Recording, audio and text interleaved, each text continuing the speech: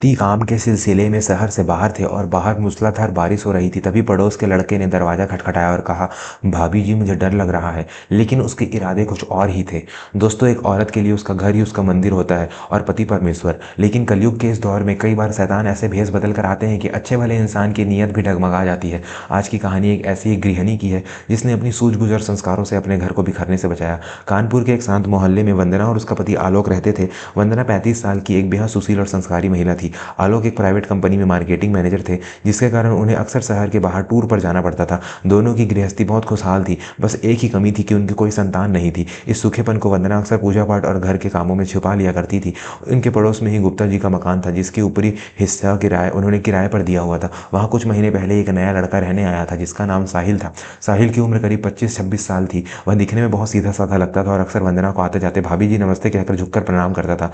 वंदना को लगा कि लड़का संस्कारी है, घर से दूर अकेले रहता है, इसलिए कभी कभी जब वह अच्छा खाना बनाती तो एक कटोरी सब्जी या खीर साहिल के लिए भी भिजवा देती। वंदना के मन में उसके लिए एक छोटे भाई जैसा स्नेह था, लेकिन साहिल के मन में क्या खिचड़ी पक रही थी, इससे वंदना पूरी तरह अनजान थी। साहिल अक्सर मौके की तलाश में रहता था। जब भी आलोक ऑफिस चले जाते, वह किसी न किसी बहाने से वंदना के दरवाजे पर आ जाता, कभी चीनी मांगने तो कभी गैस सिलेंडर चेक करवाने के बहाने। वंदना अपनी मर्यादा में रहकर उसकी मदद कर देती थी। एक बार की बात है, आलोक को ऑफिस के काम से 3 दिन के लिए लखनऊ जाना पड़ा।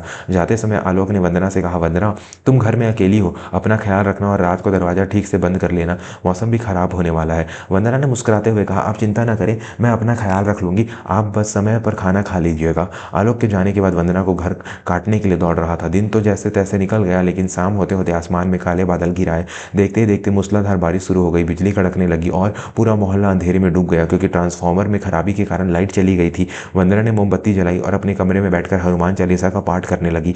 उसे अंधेरे से और बिजली की गड़गड़ाहट से बहुत डर लगता था। तभी करीब रात के 9 बजे दरवाजे पर दस्तक हुई। वंदना का दिल जोर से धड़कने लगा। इतनी रात को इस तूफानी बारिश में कौन हो सकता है? उसने डरते डरते पूछा, कौन हो? बाहर से आवाज आई, भाभी जी मैं साहिल, पड़ोसी, प्लीज दरवाजा खोलिए, एक बहुत बड़ी मुसीबत आ गई है। वंदना ने सोचा कि शायद लड़के को कोई जरूरत होगी या बीमार पड़ गया होगा। इंसानियत के नाते उसने दरवाजा खोल दिया। सामने साहिल भींगा हुआ खड़ा था, लेकिन उसके चेहरे पर डर नहीं बल्कि एक अजीब सी मुस्कुराहट थी। वंदना ने पूछा, क्या हुआ साहिल भैया, इतनी रात को क्या मुसीबत आ गई? साहिल ने बहाना बनाते हुए कहा, भाभी जी मेरे कमरे में छत से पानी टपक रहा है और मुझे बहुत ठंड लग रही है, क्या मैं थोड़ी देर आपके यहाँ रुक सकता हूँ? आलोक भैया भी नहीं है तो मुझे लगा आपको भी डर लग रहा होगा, तो मैं आपका साथ भी दे दूंगा। वंदना को साहिल की यह बात थोड़ी खली। उसने कहा, देखो साहिल, आलोक जी घर पर नहीं है, ऐसे में तुम्हारा यहाँ रुकना ठीक नहीं है, तुम नीचे गुप्ता जी के घर चले जाओ। लेकिन साहिल ने अपनी चाल चली। वह बोला, गुप्ता जी तो कल ही अपने गाँव गए हैं, नीचे ताला लगा है। भाभी जी बस बारिश रुकने तक की बात है, मैं बरामदे में बैठ जाऊंगा।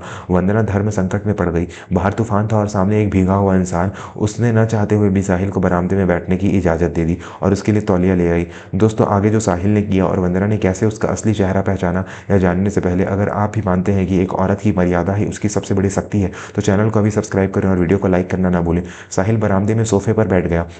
अब वंदना उसके लिए चाय बनाने किचन में चली गई। साहिल की नज़रें वंदना के ऊपर थी। वह मन ही मन सोच रहा था कि आज मौका अच्छा है, अकेली औरत है और पति भी शहर से बाहर है। थोड़ी देर बाद वंदना चाय लेकर आई। साहिल ने चाय का कप लेते हुए जानबूझकर वंदना की उंगलियों को छूने की कोशिश की।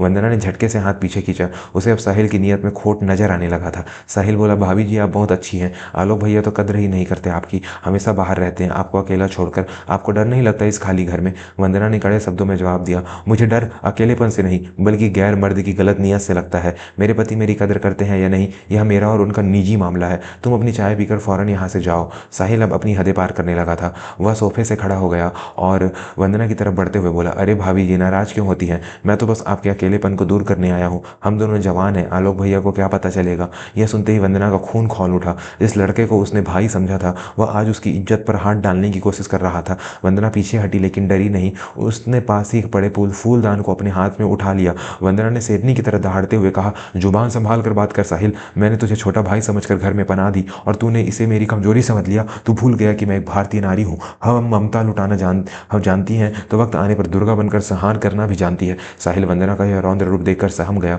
उसे उम्मीद थी कि वंदना डर जाएगी और बहक जाएगी, लेकिन यहाँ तो बाजी ही पलट गई थी। साहिल ने फिर भी हिम्मत जुटाकर कहा, अरे आप तो सीरियस हो गई, मैं तो मजाक कर रहा था। वंदना ने चिल्लाकर कहा, निकल जा मेरे घर से इसी वक्त, वरना मैं अभी शोर मचाकर पूरे मोहल्ले को इकट्ठा कर लूंगी और तेरी ऐसी धुलाई करवाऊंगी कि जिंदगी भर किसी औरत की तरफ आंख उठाकर नहीं देखेगा, निकल यहाँ से। वंदना की आवाज़ में इतनी ताकत और आंखों में इतनी आग थी कि साहिल के पैर कांपने लगे। उसे समझ आ गया कि यहाँ उसकी दाल नहीं गलने वाली। वह अपना समूह लेकर बिना चाय पिए ही बारिश में भाग खड़ा हुआ। वंदना ने तुरंत दरवाजा बंद किया और उसे अंदर से लॉक कर दिया। उसका शरीर गुस्से से कांप रहा था, लेकिन मन में एक संतोष था कि उसने अपनी मर्यादा की रक्षा की। अगले दिन जब बारिश रुकी और धूप खिली तो वंदना ने सबसे पहले गुप्ता जी को फ़ोन किया, जो गांव से लौट रहे थे, और उन्हें सारी बात बताई। गुप्ता जी बहुत शर्मिंदा हुए। कहानी के इस मोड़ पर वंदना क्या फैसला लेगी, यह देखने से पहले आपसे निवेदन है कि अगर आपको हमारी कहानियाँ पसंद आती हैं तो कृपया चैनल को सब्सक्राइब कर लें। इससे हमें और आप और भी अच्छी कहानियाँ लाने का हौसला मिलता है। 2 दिन बाद जब आलोक वापस आया तो वंदना ने उसे भी सारी बात सच सच बता दी। वंदना ने आलोक से कहा, अगर मैं उस रात चुप रह जाती या बदनामी के डर से कुछ न बोलती तो शायद उस लड़के की हिम्मत और बढ़ जाती, लेकिन मैंने सोचा कि पति पत्नी का रिश्ता विश्वास की नींव पर टिका होता है और मुझे आपसे कुछ नहीं छुपाना चाहिए। आलोक को अपनी पत्नी पर बहुत गर्व हुआ। उसने वंदना को गले लगाया और कहा, तुमने बिल्कुल सही किया। तुमने न सिर्फ अपनी रक्षा की बल्कि उस हैवान को उसकी औकात भी दिखा दी। आलोक और वंदना ने मिलकर मोहल्ले के कुछ बुजुर्गों को और गुप्ता जी को बुलाया। सबके सामने साहिल को बुलाया गया। पहले तो साहिल ने झूठ बोलने की कोशिश की, लेकिन जब वंदना ने उस रात की पूरी घटना और उसकी कही हुई घटिया बातें सबके सामने रखी तो साहिल की बोलती बंद हो गई। गुप्ता जी ने उसी वक्त साहिल को थप्पड़ मारा और अपना कमरा खाली करने का आदेश दिया। मोहल्ले के लोगों ने भी साहिल को बहुत फटकार लगाई और पुलिस में देने की बात की। साहिल रोते हुए माफ़ी मांगने लगा। वंदना ने कहा, इसे पुलिस में देने की जरूरत नहीं है। इसे समाज से जो तिरस्कार मिला है वही इसके लिए सबसे बड़ी सजा है। बस इसे इस मोहल्ले से निकाल दीजिए ताकि किसी और घर की बहू बेटी पर इसकी गंदी नज़र न पड़े। साहिल को अपना सामान उठाकर उसी दिन वह मोहल्ला छोड़कर जाना पड़ा। वंदना की हिम्मत और सूझबूझ की पूरे मोहल्ले में तारीफ हुई। उसने साबित कर दिया कि अगर औरत चाहे तो वह अपनी दहलीज के अंदर किसी भी बुराई को घुसने नहीं देती। दोस्तों, इस कहानी से हमें यही सीख मिलती है कि पहला, विश्वास और सतर्कता।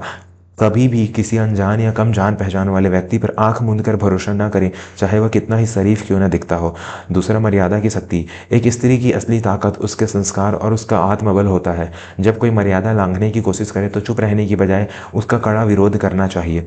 तीसरा, संवाद। पति पत्नी के बीच पारदर्शिता होना बहुत जरूरी है। वंदना ने आलोक से कुछ नहीं छुपाया, जिससे उनका रिश्ता और भी मजबूत हो गया। दोस्तों, अगर वंदना की जगह कोई कमजोर महिला होती तो शायद डर जाती, लेकिन उसने दुर्गा बनकर बुराई का सामना किया। आपको वंदना का कदम कैसा लगा, कमेंट करके जरूर बताएं। जाते जाते एक बार फिर आपसे अनुरोध है कि अगर कहानी ने आपके दिल को छुआ हो तो चैनल को सब्सक्राइब जरूर करें और बेल आइकन दबाएं ताकि अगली कहानी सबसे पहले आप तक पहुंचे। जय हिंद, जय भारत।